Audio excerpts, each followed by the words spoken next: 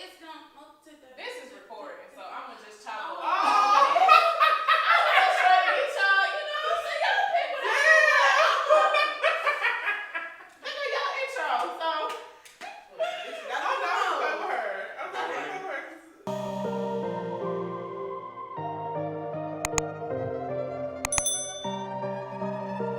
What's going on, YouTube? We are back with another video on the Urban platform. And if you did not check our last video out, make sure you go check it out. It's gonna pop up right here inside of the screen. Go like, comment, and subscribe to that video, because without y'all, we can't continue. You know what I'm saying? We've been receiving a lot of positive feedback. We appreciate you all. Appreciate all the subscribers that we've gotten thus far. We still had to forget it, but hey, it's time. It's time for it.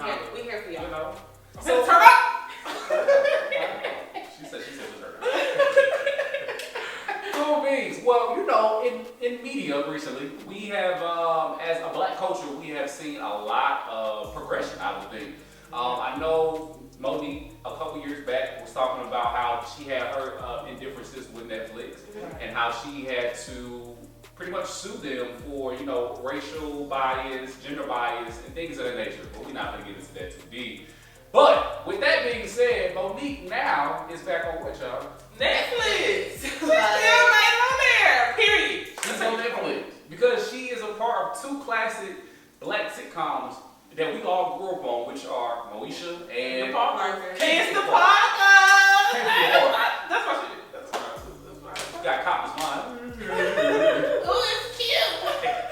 I love it. So, yes, like it's amazing to see all of the shows that we as a black community have loved to watch. Classics, Moesha, Sister, Girlfriends, and countless others that are getting added onto the Netflix. So today we're talking about, I'm sure y'all seen the darn title, y'all know what we're talking about. We're talking about the evolution of black media in television. Right. Because y'all know it's different now. It's so different.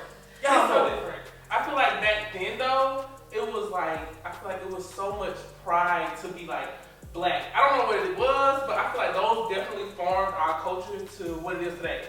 Because like us growing up and our parents also watching those shows, like I can legit remember my mom busting out in tears when the game was canceled on UPN, or was it CBS?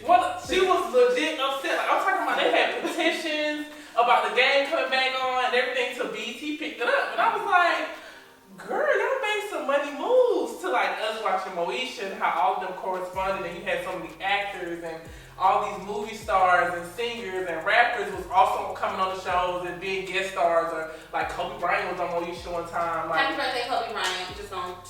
oh yeah, Happy birthday, Kobe Bryant. Rest in peace. that's crazy. That's you know, it's his birthday. You know, but still, like it was so many people. Like they all was bouncing off of each other. What you trying to say?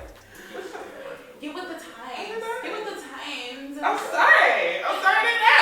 But I definitely agree with you though about how black pride was shown. I would definitely say that back in the day, I think the shows had substance. Yeah. I think that was the big thing that differentiates the shows back then and now, because we all were able to get a message. I think the biggest thing, at least I'll keep it on Moesha because Moesha is one of our favorites. But Moesha, one thing I can always say about Moesha is that they were always able to figure out how to include what was going on in the real world and kind of relay it and put it into the story plot of the show and not make it seem like, what y'all talking about? Like the voting situation where it had voting and also had sexual misconduct, because you remember the lady who was running for the city council, she was trying to hook up with our king.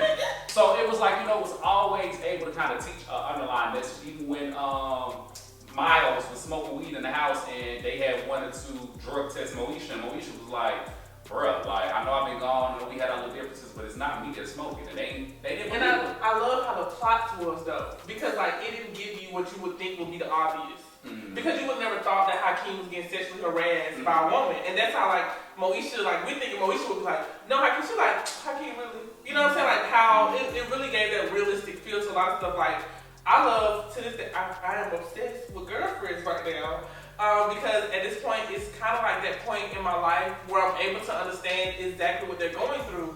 And it's like, the characters, you're not going to always agree with the characters, but I feel like that's what the writers want you to understand. Like, it's everybody's different perspective. And that's what keeps me so open-minded, like rewatching the shows, I'm like, wow, this is really like enlightening me. Because as a child, I of course I know theme songs. I watched it a little bit with my mama, but now I'm able to understand and ride that wave with them. I'm like, girl, I would never. Or now I'm like, oh my God, I'm going through the same thing. And it's just like how they're able to deal with life. Back then, the shows were, we didn't realize it probably, but the shows were very progressive.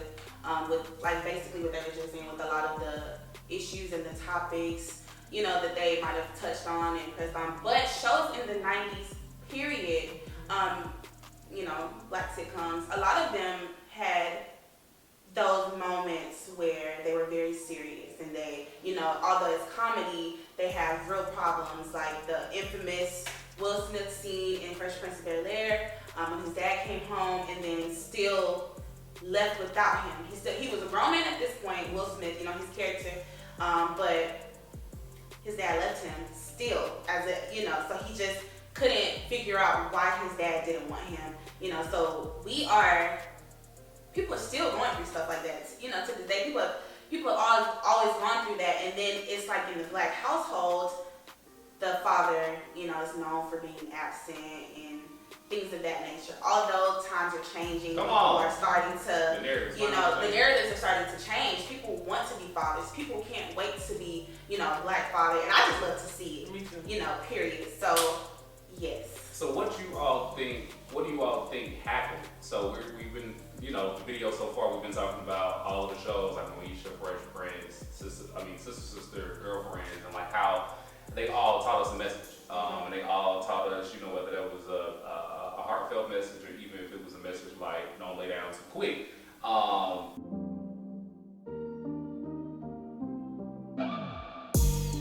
What changed? Like, what do you think that changed? Well, we don't have those shows no more? The times. What do you think that changed? I think the evolution of technology.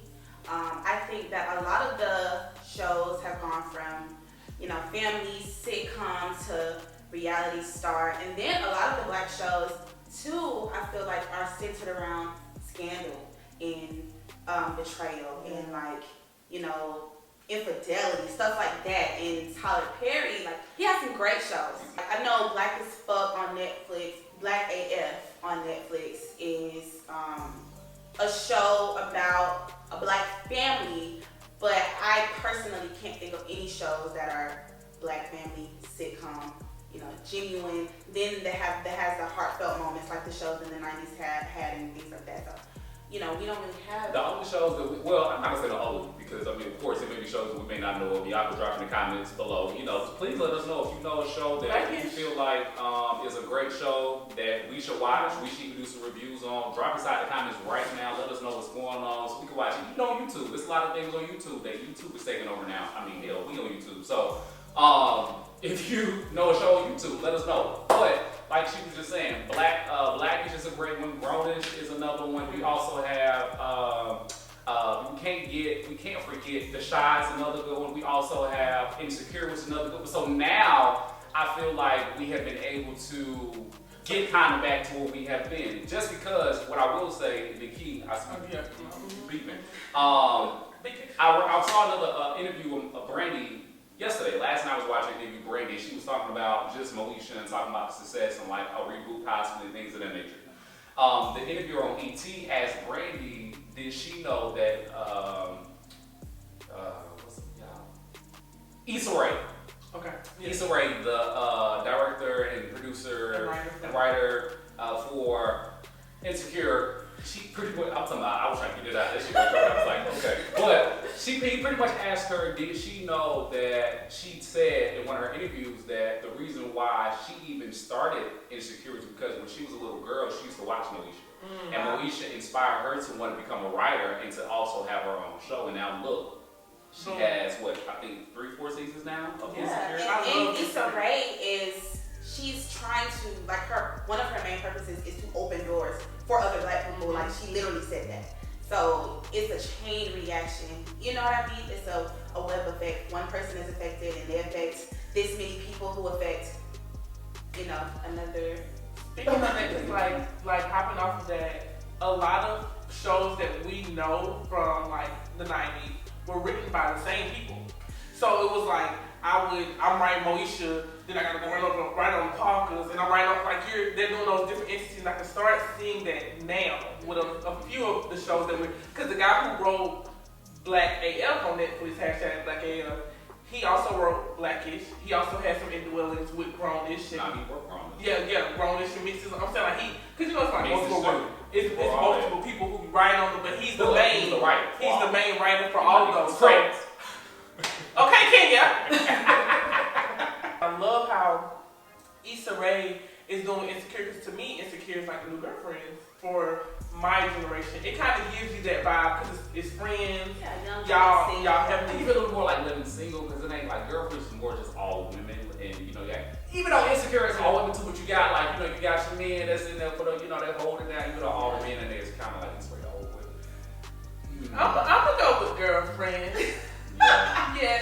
Let's do a mix of girlfriends and living single. Nah, it's girlfriend. Because let me tell you something. Because I'm obsessed. But I think the reason why I said that though is because Insecure, for some reason, it's so cultured. I think that, and I think a lot of shows that we have now compared to back in the day, and I say back in the day they weren't culture because it was culture for that particular time frame in the 90s. But like the shows now, like we just said, like Insecure, The Shy, even Power, it's culture because it's like, it's showing what exactly is going on inside of like our community, from, you know, relationships failing and to having a relationship do this and do that. And you have like Power is like extreme Power is definitely going on in our real world. We do have people like those. To hashtag Take Care Sundays from Insecure. Oh yeah, so you know, it's just it's great. It's great to see. It's great to see.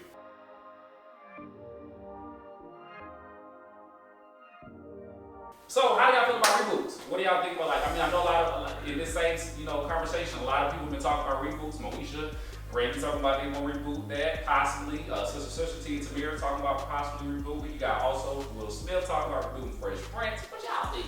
I think the only one I can see getting rebooted is Moesha because it ended on a cliffhanger. And I need that closure. You can't just leave me like that. I need you to close it for me. The Fresh Prince had a closing.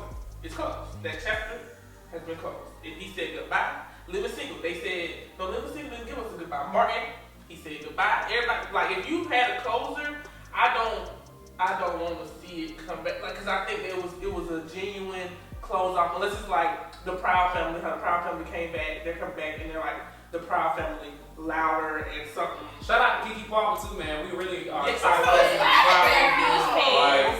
Like, we literally grew up with you. We were in with you in elementary school. Like, we used to watch that in elementary. So we're proud of you. Congratulations to you and the whole entire Proud Family. Cass, Kyla Pratt, all of y'all. Like, oh, it's louder and proud. Sorry. Louder and proud. Like it's like not a spinoff, but it's kind of like a new chapter. Yeah. Yeah. I would be okay with that. Maybe like the animations being rebooted, the Black shows, regardless of, like, you have a valid point as far as the closures go, but I feel like when you reboot it, that's a different show. Like Moesha, that was a show for the times. I feel like Martin was a show for the times. Like those times are just different. You know, we dress different, we use different lingo. It's gonna be a different show. So I just feel like keep it as a classic as it is, and let that be, and let it keep its legacy. Because people will have, like, you know, movies are great, but then sometimes they'll do the sequel, and it's like, no for me. You know, so I feel like with reboots, especially in the Black community, like, we are very critical of things. So it just leaves room for, you know, critiquing. Everybody already loves it. It just leaves room for it to be ruined. And that's my opinion. It has been shown that talking about that too. so. Brandon was saying that last interview, saying, y'all gotta watch the interview, y'all. It was pretty good. But Brandon said that too, like you just were saying, how she was like, well, I'm in a conversation with the correct people to get it rebooted. But she also said that once it does get like approved for the reboot, she was like, she doesn't want to rush it. Because she was like you just said, she was like, you know, a lot of people in our community can be a little you know, very hard. And she was like, she just wants to ensure that the story is making sense. And like, you know, of course, like Moesha, with reboot, you gotta think about a lot of people who are on the show, unfortunately, have passed. Like, you got Bernie Mac from Moesha that's gone. You got Andale from Moesha and the Parkers that's gone. And so other many people. So I just think that it has to make sense in order for them to reboot it. I'm here for reboots though. The reason why I'm here for reboots is it's black money being circulated in the black community for the most part because they get paid. It's another way for us to be able to be shown on these TVs because you got to think about it. It's still racial injustice inside of Hollywood. That Taraji P. Henson and countless others who are actresses always talk about how they don't get the same opportunities and acting gigs that your counterpart give me somebody that Scarlett Johansson. Right, like she gets. You know what I'm saying? So I definitely am here for it. I just think that it has to make sense and that they should just don't rush it. Like if you reboot it, take your time on the story, make sure it makes sense, and get some opinions of the audience. Like open it up to us to be able to give y'all some opinions. I think that'd be dope. The only people who Disney Channel, I don't know who be writing on Disney Channel, but there's some geniuses. Do you hear me? Yeah. Do you hear me? Disney Channel don't miss. And I feel like with That's So Raven, they didn't give us That's So Raven back. They gave us Raven's Home. So at this point, if you would watch it, it's a whole new chapter. You're prepared for a whole new chapter, and they let you know it's a spin-off from That's So Raven. But this is so you're not expecting the show to be the same. You're going in it with a different. They're giving a whole different narrative now. Then they give you a whole different narrative. So I'm not expecting her to be like this fashion designer stuff, even though they still took a piece of that and they put it into that show. Like she's supposed to be a fashion designer, but she's a mom. She has 2 kids. She's divorced from Devon. I'm like, oh God, I missed that. Her and Chelsea are standing together. Like they give you a different narrative, and I like how that is. Like you're not saying, okay, this is the show that you used to. This is supposed to be jumping from that point. You can't only time you do this with animations. I don't know. What's the Family Matters or something? Or I feel like something that could possibly be picked up is A Different World. They tried on BET with the what's the show that I'm blowing y'all? I forgot Quad. That was supposed to be like kind of a spin-off of not a spin-off. I didn't say spin-off. It was supposed to be inspired by. But I want A Different World. Yeah. I want A Different World. So I just think that I agree. Like, I want new class, different world. It just has to make sense. I think I'm not about to knock nobody. I ain't finna knock nobody else. I just think that it has to make sense, which we've seen, like you said, with Raven's Home and other kind of shows that kind of got rebooted. The only show that I can see that kept going through generation was Degrassi. Yeah. Degrassi kept going with generation. It wasn't no reboot. It was Degrassi coming out. Okay. Right. New generation. Next generation. Like, cause their parents, when we came in, it was already Degrassi that came out. We was on Degrassi Next Generation, and we grew up with them. They was able to move them all the way to college, and they started migrating some new people in, following their freshman year, and then bam, you got the Degrassi Next class. You're like, dang, they still good. But you already know these people. Yeah. Because They already migrated. We already know these people because, like you said, they've already migrated them in. So it's not like people get attached to characters. Yes. People get attached to stuff like that. And I am a person that does not like change. I'll be like, who is this newcomer? And I don't like your personality. I need you to exit stage left. But then after some time, you're like, okay, I like her. I cried. Like I be having legit attachments to these people. Because A Different World could have kept going over generations to generations. Because it's a topic. It's a topic that it's a topic that a lot of people want to be on a journey with. Because I know I would have loved for A Different World to have been out when I was in college. Like going through my predicaments and stuff and me watching it like the 90s. Or it's something that influenced our parents to go to college. Because it's like, oh, this is what college is like. Okay, I'm trying to go. You know what I mean? So even my parents didn't even go to college, but they were watching A Different World. Yeah. And so I saw that black people, black, young, attractive people were off and in college, And they go through stuff. It teaches you things that you go through before you can go through it. Mm-hmm. Like it shows you what certain situations you could be in, like parties, and then you get like Moesha showed you that like quick. Like when she got dosed with some roofie or something, and she was just going for orientation. What can happen? Like it shows you, it can show, especially when you see yourself or someone that looks like you on TV, you can be able to connect. So I just want us to be able to bring back those shows, kind of sort of like that. Because if I'm seeing if it's a white show and I see a girl get roofied, I'm not. In my head, I'm probably gonna be thinking, oh, this would happen to white people. Like this what happened to white people. But no, obviously it happens to black people too. So to have that visual, it's like, okay, so this kind of stuff don't only happen to white girls. It also happens to black girls too. You know. I just feel like we was fortunate because we was in the middle.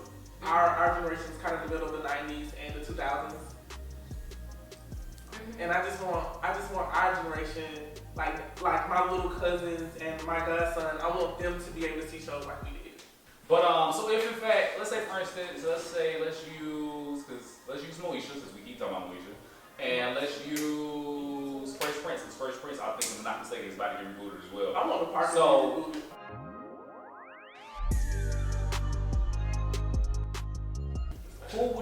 Who would you like to see on both sets? Like for Fresh Prince, let's start with Fresh Prince. We know that Uncle Phil unfortunately is passed. Yeah, he did. So of course, we can't get no other uncle. Bring me back dark skin and yeah, that's very true. Like bring me back another daddy, you know what I'm saying? Like, or not another uncle. It won't be like we couldn't call him Uncle Phil. It'd be like Uncle Leroy and somebody like that. I need you to we haven't met before. Bring me back dark skin and Phil. Yeah, we're gonna bring back dark skin and Phil. But I doubt she'll come back. But I agree. And I want Carlton on there. For sure. Because he definitely gave a different narrative for how it is to be black. But who knew? Y'all keep saying old folks, child. Who knew? I don't know. Well, she just distinctly said that she don't like new characters. I am even more strict on new characters. Like, you have to bring them in just right. If you don't, I'm talking about even if it's like a hiccup wrong, I'm like, yeah, I'm done. Yeah. You know somebody I think that would be good on Fresh Prince would be Keith's girlfriend. Not Keith, but Keith, she was on Star. Ryan Dexter. I knew that. Ryan Dexter would be dope for whatever, like a few reboots, just because she has like that 90s look. And not saying that she have a 90s look, but like she has a 90s look. She's a great actress.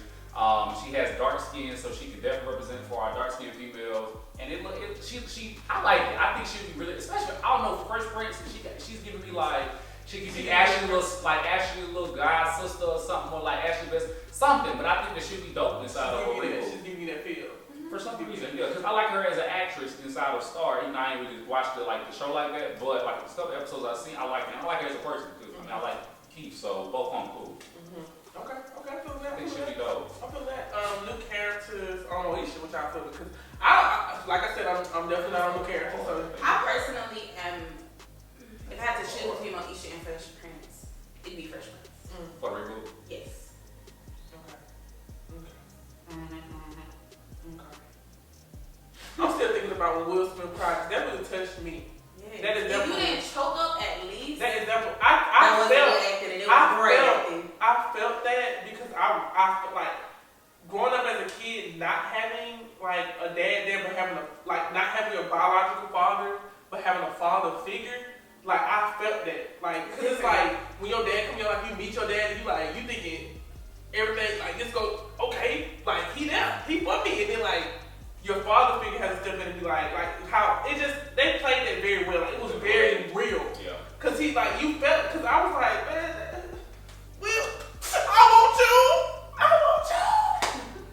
Forget him. We can ride it out together. And it's like I could feel like how he stepped in and was like, look, son, that happens. I'm here. He couldn't do nothing. I'm here for you.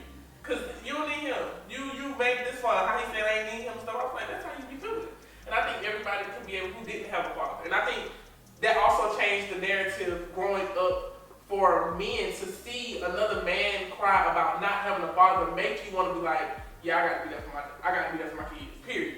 Or like you going through that and not having a dad, you like, I'm not gonna not be there for my kids because I know how it feels to not have a father. Shout out to all of our black writers and black producers. I would definitely love to be like behind the scenes on something. Yeah, like if y'all flip into a catalog in a movie or something and you need a picture of a model.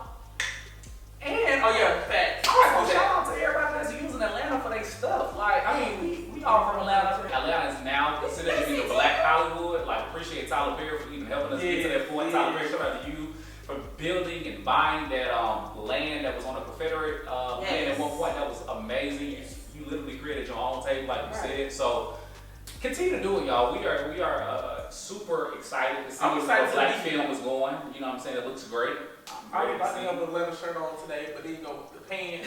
Yeah. But I love my city. Even like we forgot about the reboot that we did with that we had with Martin Lawrence and Will Smith, Bad Boys 3. Bad Boys 3. Oh my God, y'all. So some reboots be good. They filmed some of that here.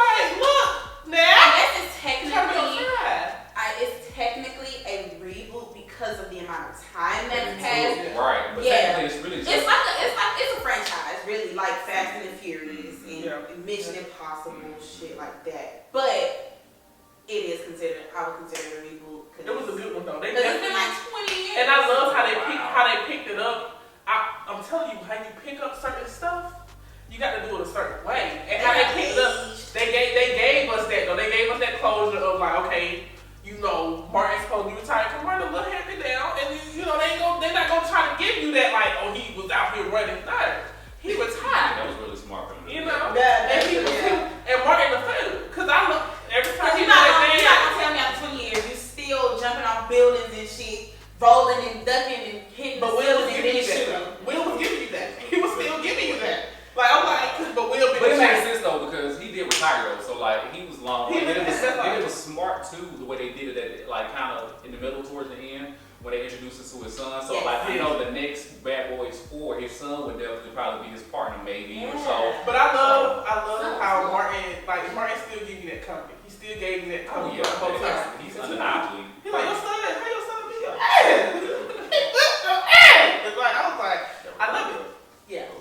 All right, y'all. So that was a great video. I hope y'all liked it. Like I said, comment in the comment section a show that you like, a show that you think that we should watch, whether it's on Netflix, YouTube, or your TV. Now, you know I don't really have internet because you know why?